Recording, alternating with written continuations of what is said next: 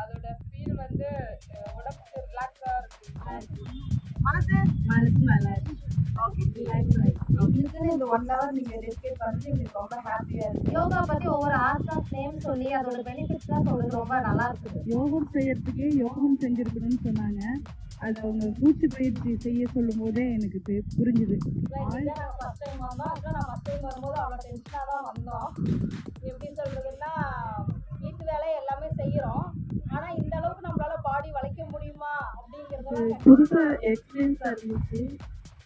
யோகா வீட்லயே இது மாதிரி டெய்லி இது மாதிரி மேம் சொன்ன மாதிரி எல்லாம் செய்யணும். நல்லா பெருசாக இருக்குன்னு நல்லா இருக்கு. ரொம்ப ஜாலியா இருக்கு எனக்கு இந்த ஒன்னா. ரொம்ப ரிலாக்ஸாக இருக்கு. ரொம்ப ஹாப்பியாக இருக்கேன்.